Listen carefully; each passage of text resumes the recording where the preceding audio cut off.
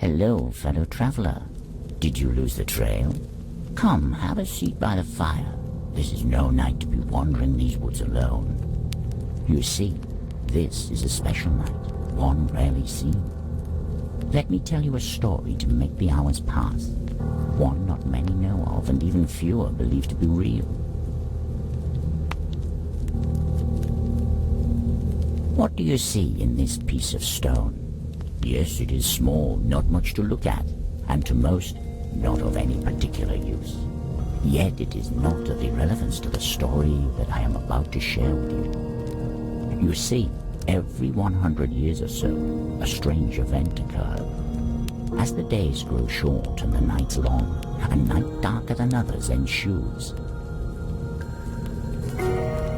It is said that when the moon leaves the sky, as darkness envelops the land and the stars awaken, you can hear the sounds of being rarely seen. And if one lingers in the dark shadows waiting for sight to return, things that any other night would seem to be one thing appear to be another. It is during a night like this that a small, in the scope of the world, insignificant creature with no name was born. What is this place? The insignificant creature without a name wondered as it emerged from the ground and began to explore the dark world.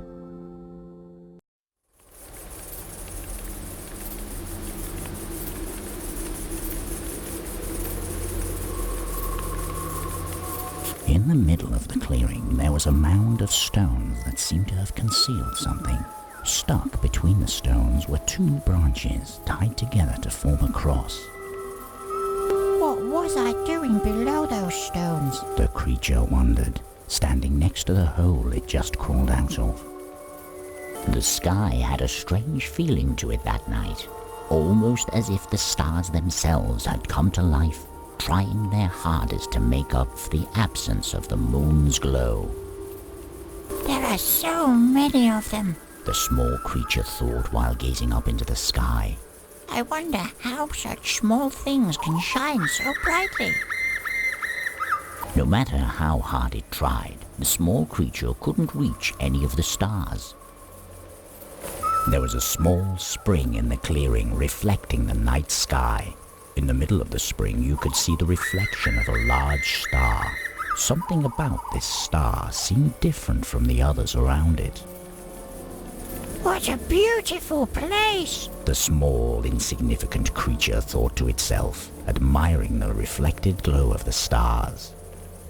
The creature tried to collect some of the cold water, but was unable to keep the elusive liquid in its hands. On the ground there was a wooden bowl filled with what used to be flowers of vibrant colors, most likely gathered and forgotten long ago. The small creature looked at the old forgotten plants. I wonder if they ever got the chance to be appreciated for their beauty. The small creature carefully picked up the bowl along with the dried flowers. On the ground there was an old grinding stone, partially buried in the dirt. It looked to have been left there a long time ago. I wonder why someone would leave this here, although it does look a bit heavy. The small creature thought to itself. The small creature barely managed to pick up the heavy grinding stone. At the edge of the woods there was another circle of mushrooms, seemingly too small to dance in.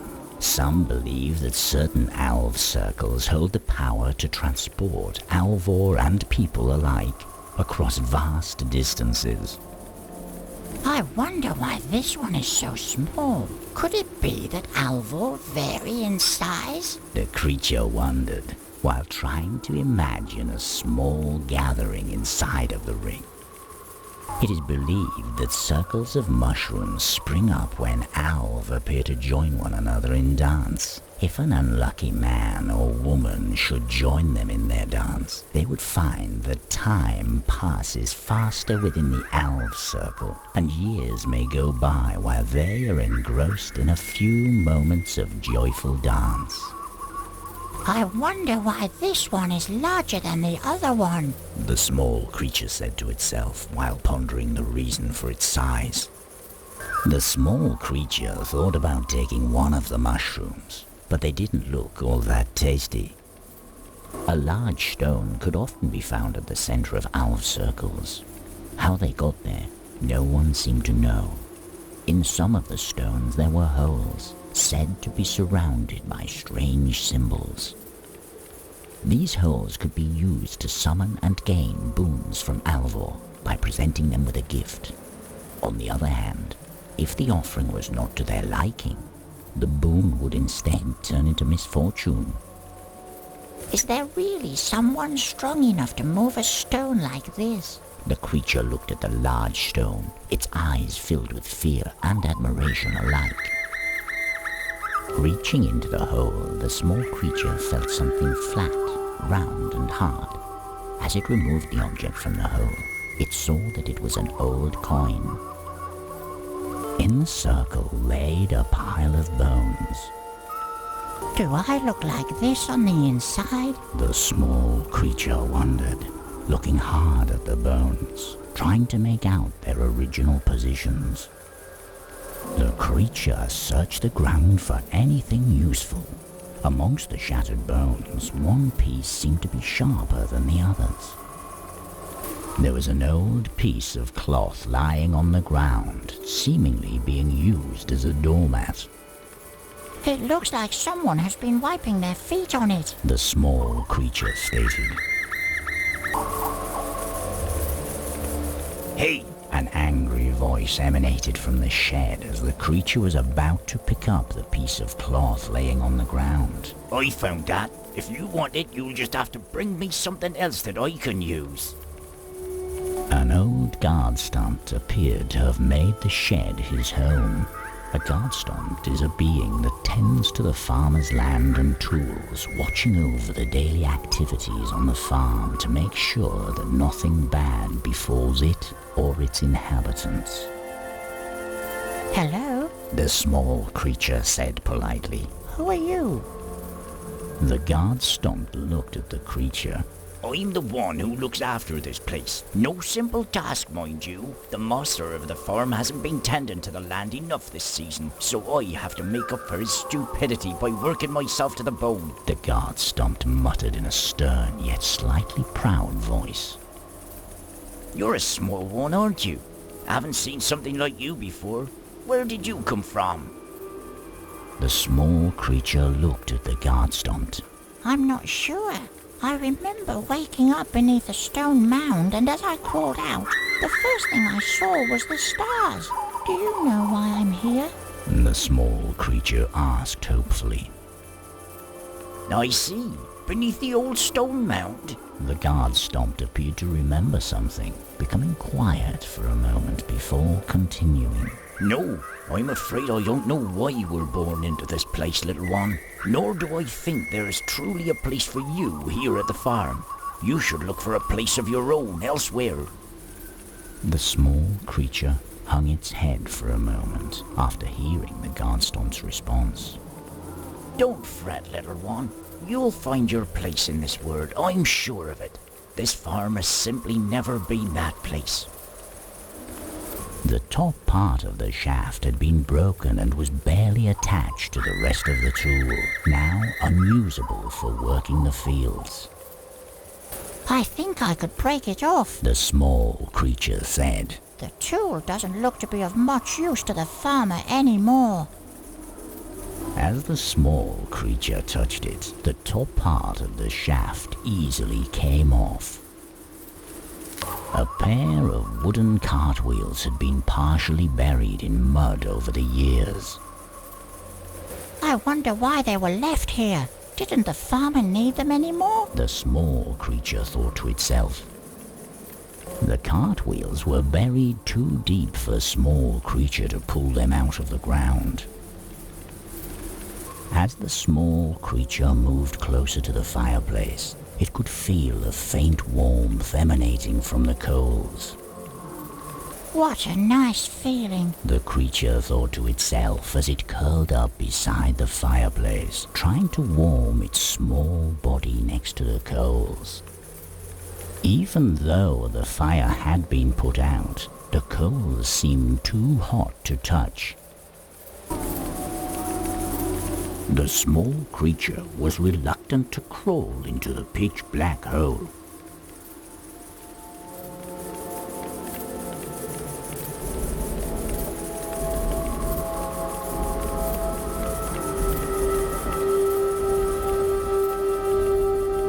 In the far corner of the dark room sat an old hustumpt, stroking his long grey beard. These household deities guard the farmers' homes, keeping any unpleasant beings at bay while watching over the daily chores involved in running the household. As the creature approached the corner of the room, a grumpy voice emanated from the darkness. "Who are you to enter my home uninvited? If you came to steal, know that a meager creature like you would be no match for me." In the dark corner sat an old hustumpt, staring at the creature. Please forgive me. The small creature responded anxiously. I didn't mean to disturb you. I was simply curious about this place. I'm lost, you see. The hustumpt looked at the creature for quite a while before breaking the silence. "Well, you certainly don't look capable enough to be the thieving kind," he muttered to himself. "But if I find that you conspired with him to steal my hat, you will be sorry you revealed yourself to me." The hustumpt became quiet for a while, seemingly calming down. "Although perhaps I could be persuaded to part with a couple of my belongings in return for something to calm my hunger. After all, most of these items have been gathering dust down here for as long as I can remember. But don't bring me anything fancy. I don't like brown nosing. Anything that will take care of my growling stomach will do." "Did you bring me something to eat?" the hustumpt asked impatiently. "Well, get it then. And if you find where that wretched one has hidden my hat, bring that back as well." A sewing needle had been stuck into an old rug, slightly reflecting the light coming from the ceiling. I should be careful not to touch the pointy end, the small creature stated. The small creature picked up the sewing needle with care, making sure not to hurt itself. One of the crates looked to have been broken long ago, now containing only a few forgotten objects. Maybe I could find something of use in it, the small creature thought, its eyes glistening with anticipation.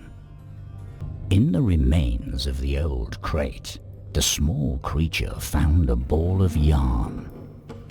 Rays of light found their way down between the boards, revealing a room filled with old objects, long since covered in dust. I wonder what it's like up there, the small creature thought, mesmerized by the bright light.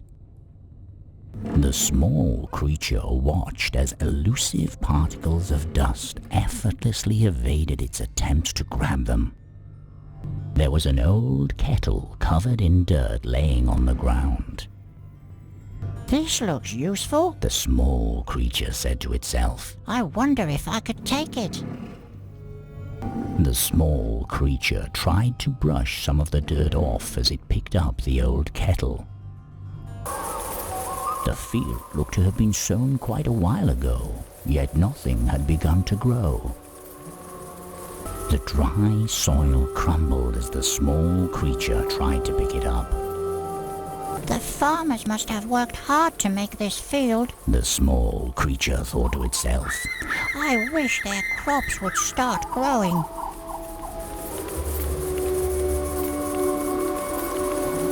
As the small creature explored its surroundings, tiny drops of rain began to fall from the dark sky.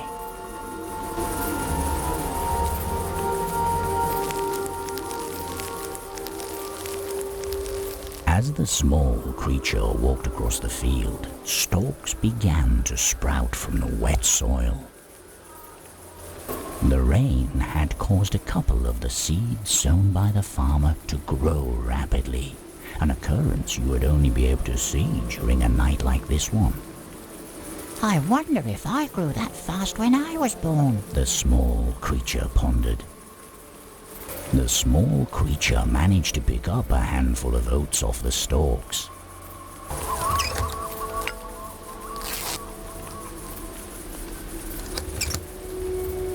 As the small creature used the sharp piece of bone to cut the stitches that held the cloth in place, the scarecrow sprung to life, quietly watching its visitor.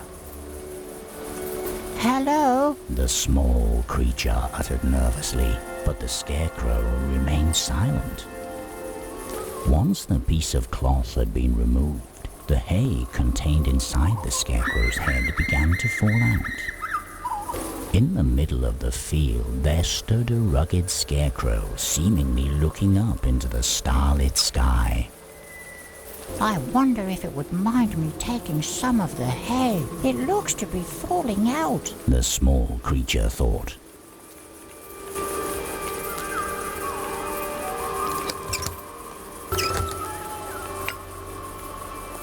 The small creature filled the kettle to the brim with cold water.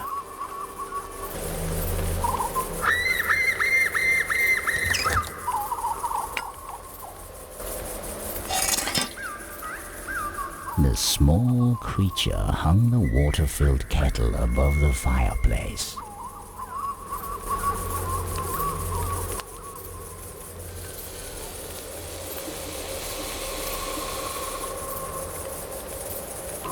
The water inside the kettle had been heated by the warmth emanating from the coals. I should be careful not to burn myself. The small creature thought as it could feel the heat coming from the kettle. The small creature carefully removed the hot kettle from the fireplace.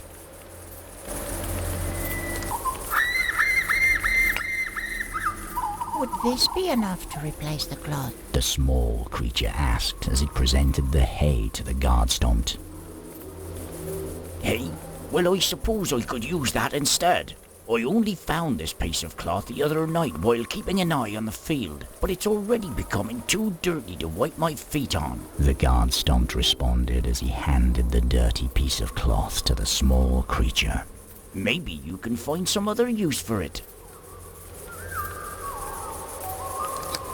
The guard stomp let out a heavy sigh. I've done my best to keep this farm running. So far I've managed to make up for the farmer's neglect of his tasks, but the old worn-out tools make work in the field slow.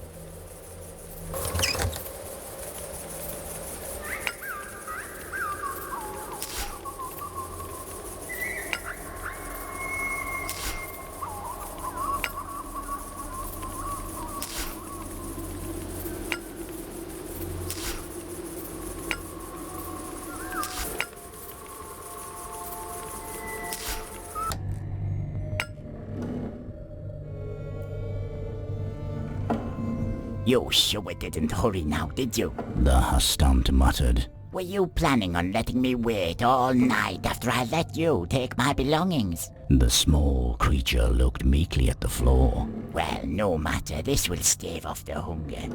The husk-stumped brought a spoon out from under his thick beard and began to eat. Since you've already helped yourself to some of my objects, I hardly think a reward should be necessary. The small creature hung its head as the husk-stumped put another spoonful into his mouth. Fine. Here, I borrowed this from the wretched one. I have no use for it, so you might as well take it. Now go away. As the husk-stumped filled the spoon once more, a long strand of thick silver hair came off and landed on the ground in front of the small creature, who saw no harm in picking it up. The husk-stumped was busy eating. Go find my hat, he mumbled as he put another spoonful into his mouth.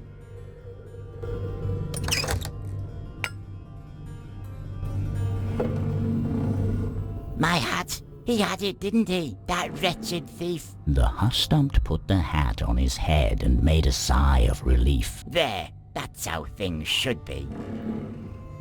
The Hustump looked at the small creature. I suppose you want something for this, even though you've already taken my things. The Hustump said grumpily as the small creature's eyes seemed to grow a little bigger.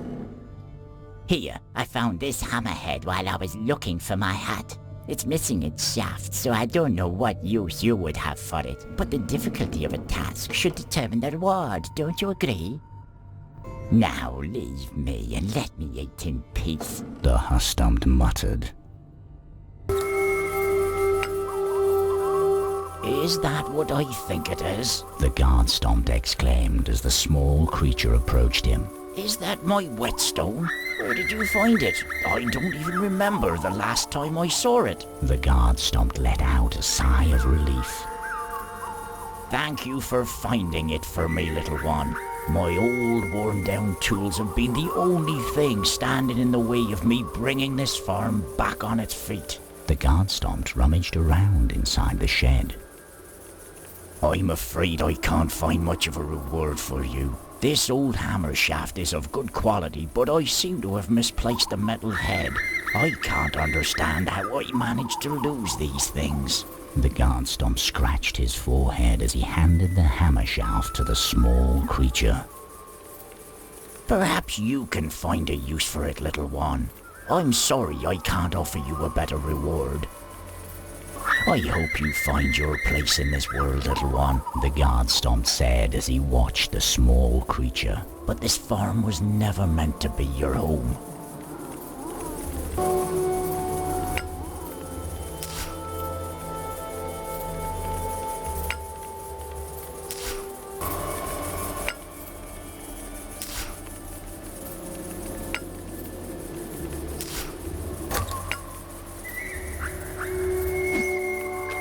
Using the fishing rod it just made, the small creature was able to reach the large glowing star in the middle of the spring. As the star's glow broke the surface of the water, an old gold bracelet took its place.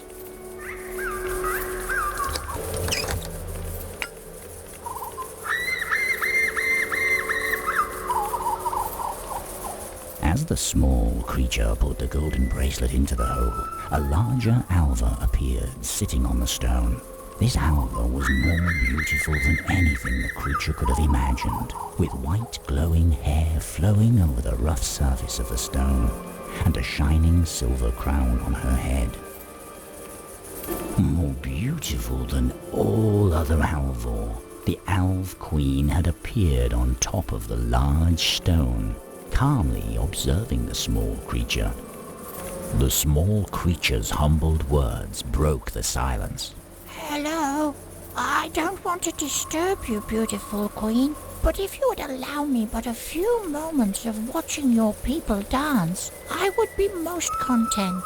I don't know where else to go, as I don't know where I belong in this world. The Alv Queen remained silent, yet seemingly not displeased by the presence of the small creature. As the dance continued, the creature watched the glowing beings in silence, entranced by their beauty. Suddenly, in a chanting voice soft as a whisper, the Alv Queen spoke. Her words were not of this world, and even though the creature could not understand them, it felt their power within its small body. As the Alv Queen started to fade along with her dancing Alvor, the smaller circle of mushrooms began to glow, as if responding to her enchanting voice.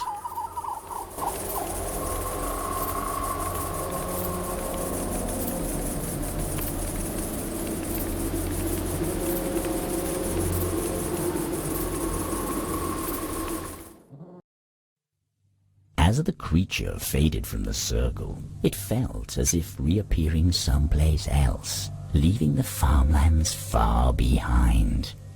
Yet the creature was saddened, for even though the beings inhabiting the farm might not have given it the kindest of welcomes into this world, it had felt like a small part of their existence, recognized as a being, albeit an insignificant one, of its own. Now, as the small creature once more began to explore its unfamiliar surroundings, It felt alone.